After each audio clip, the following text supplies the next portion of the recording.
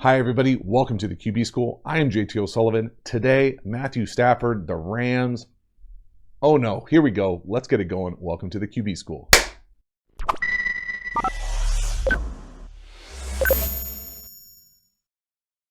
Matthew Stafford, the Rams. My goodness, what is going on?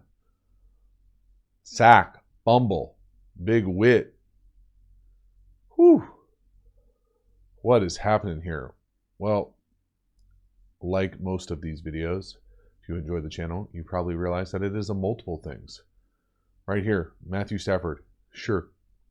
Could he maybe get through this a little quicker? Yeah, but you also have to have some time to at least get through 3 on your read here. So it looks like he's starting up top for whatever combination this is. So if we're going to start up here and we're running essentially clears, once he comes inside this underneath defender to run this kind of out, banana, whatever here, when he comes inside this guy, that route is essentially over. So now we're back to here, something in the middle of the field, down to this little spot. Now, could he get through this quicker to say no to this, no here, yes here, 1, 2, 3? Probably, but still, should he have enough time to take 2 hitches and do it? Yes, it can be both of those things. So, no, no, yes. Now, if he would have worked the bottom of the field to start, yeah, the ball goes to the check down, easy. But again, you have to be able to at least get through 3 here. 1, 2, sack, fumble. Hard to put entirely on Matthew Stafford. Certainly can put it on the play call, the design, certainly the left tackle. But really, it's a number of things. And it's just a little bit unfortunate that you start over there for whatever reason. But you can see his eyes. He's going through it. 1, 2, just a tick late. And bad things happen. Hard to be able to hold up on an edge all day on Sundays, no matter who you are playing tackle. Next one here, just misses to me, kind of a 7 route or scissors, corner, however you want to describe it. And whether it's the accuracy, the mechanics, being a little hurty, not getting through that throw quite as much as you could, not getting enough touch on it. To me, I like this play a lot. There obviously always been this huge jet motion, horizontal stretch. So the bummer, as far as just pure design wise, when you do this, I see why you'd want to do it, the stretch, what it brings to the run defense, all that stuff. But you lose a vertical element or a clear in the passing game. So it's just a trade-off. But it doesn't really matter here. Here we're going to get post or clear, and then we're going to get this sail or 7 coming out, and he just misses it for whatever reason, whether it's the cold, whether it's the environment, whether it's his health, the consistency of the ball location, the ball control, not good enough. This perfect setup. It's a big window. You can see it develop up top. The one thing I will say with the jet motion here that I enjoy is it pulls that flat defender. Look at the flat defender up top. He runs with that, and it creates that space, and that's a throw that needs to be made. Again, if that was a different Rams quarterback, people would be losing their minds. Can't push it down the field. Can't have the full offense develop. I get it. Not everybody's perfect. Not everybody's healthy either. But there are throws like this where you're just kind of, this is, I think, the best of him as far as quick, sudden pocket movement, driving the ball down the field, accurate, confident, decisive, aggressive. To me, nice job with the pass pro. Again, just that little subtle, buy enough time, 1, 2, 3, 4, 5, over and get it out and drop a dime. Fortunate that the guy fell, but we'll take it.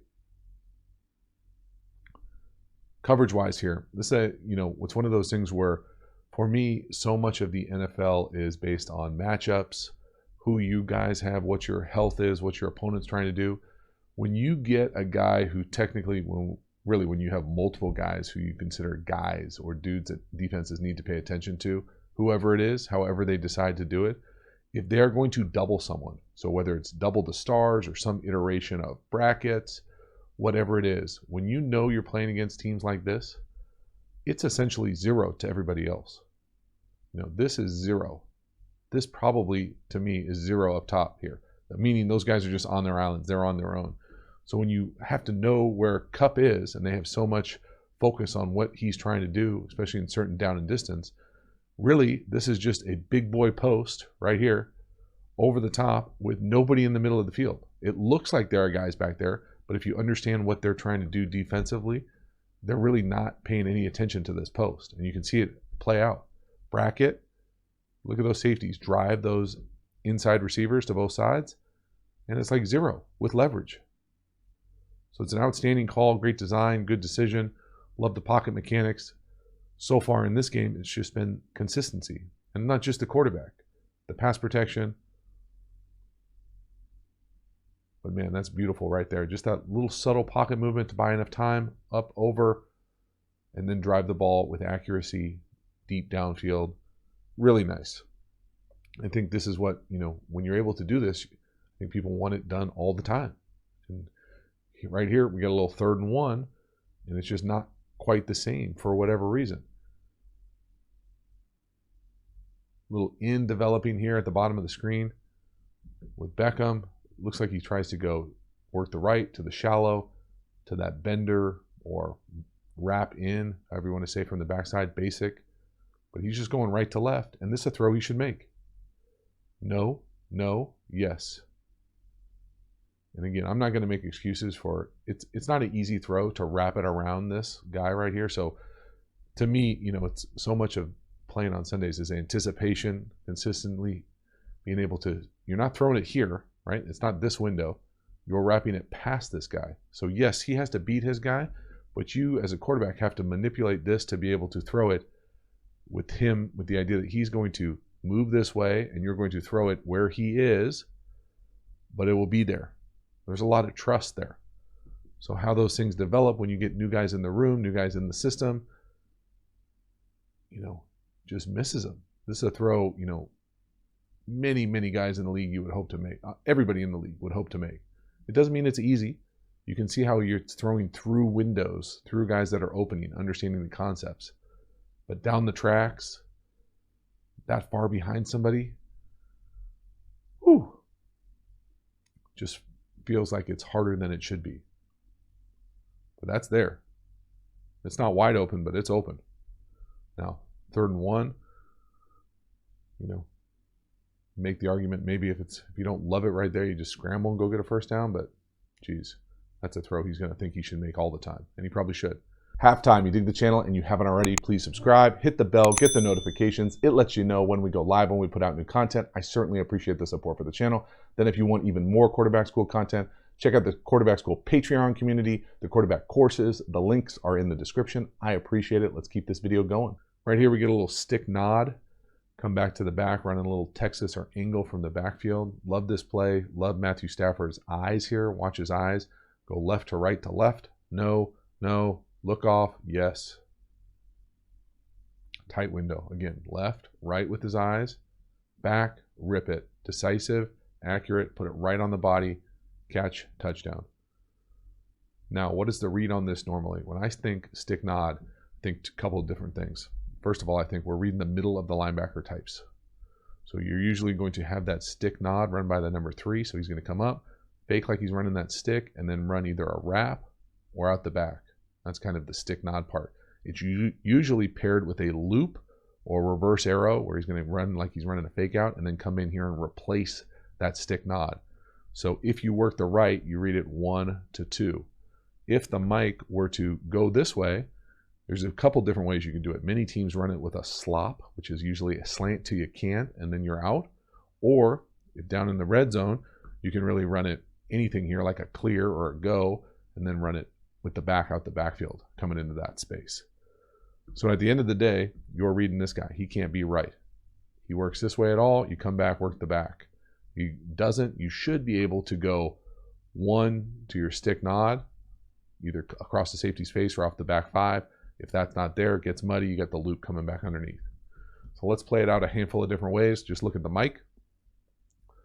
Kind of hangs in the middle. Takes 1 step to the stick nod. Not there. You could probably make the argument that you could bang it on Coop right there.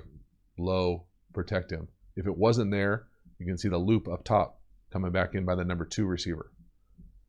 Again, these are not new concepts in the red zone. No, yes. But really love Matthew Stafford's decisiveness here, his accuracy, the timing. Again, red zone, tight windows, boom, boom. Look how quick it happens with his footwork and his eyes. He goes left, right, left, rips it, all his feet in the ground. Just a really nice job. Perfect. But there are plays like this. Pick 6, 3rd and 7. Now, to me, this is just a variation of smash. And really, I know this is quarterback school, and we're obviously almost always going to lean to the quarterback's side on these types of things. But to me, Cooper Kupp stops on his route. Now, it doesn't mean that, it's all on him, but watching this live and watching this right here, I just felt like he kind of slowed down on his route and allowed 29 to come in here and take this thing. You got to really make sure you're on the same page. I know those guys love to eat breakfast and people love to talk about how much they hang out together and do that. Well, it needs to translate into being on the same page all the time. They certainly are on the same page the vast majority of the time. But to me, this is just a simple variation of smash. So we're coming out here running a 7 or a corner. We're going to run that again, that loop or reverse whip or whatever you want to call it here. We're going to attack the middle of the field right here. Usually you're going to just read the corner in a cloud corner. No matter, there's a bunch of different ways you can play this. But if they give you some iteration of a half field safety or 3/2 here, you just want to read this guy. He can't be right. If he tries to tweener you, you just check it down. And to me right here, this corner does tweener you, meaning he's trying to feather you to the 7 and he still can drive this loop or this whip, but you obviously have to throw it straight, and the wide receiver on this thing can't go out, come back in, and stop. This allows this guy to have that path to the ball. So you make your own determination here. Let the video speak for itself. But watch that route up top. He comes in and then stops to me. Just that little shuffle of his feet gives the DB the angle, and that's to the house the other way. And that's just seems like it happens too often for the Rams recently. But again, is that just on Matthew Stafford? It's certainly not on the pass pro. He's got a great pass protection, get up.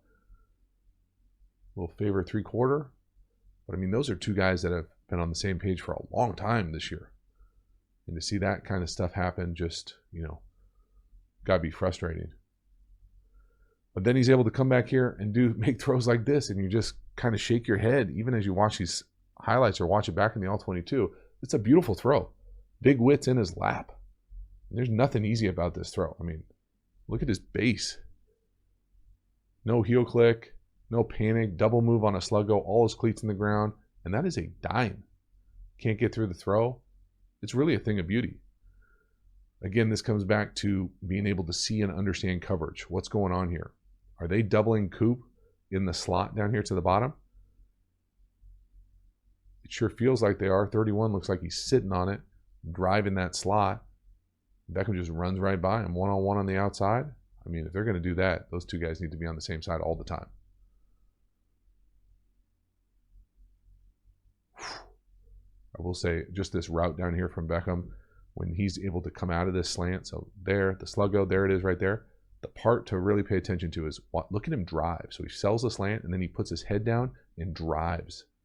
Then he looks back. He doesn't do the move, slant, and then look. He drives like he's going into the gap to catch a double. Just absolute thing of beauty. And, of course, you have to throw a dime. This really is outstanding quarterbacking here. Someone right in your face. That's not a little human. That's a human that they refer to as big. Big wit, getting walked back. Can't step into it. Maybe even stepping on your foot. Doesn't feel good. Throw a little flick off the back foot. Whew. Then we come back with a little 2-point play here next. 3x1, high back 5. I love fast 4 motion here from the back. It just totally distorts the underneath coverage. Packers can't adjust. And, that's just wide open for tight red area. Even with after the penalty. Again, watch what the motion does to the backers. They've got to push, push, push. And then they get a switch of technically the new 4 and the new 3. So what am I talking about when I'm saying fast 4 motion? I'm talking about the back here. So he's going to go in motion here.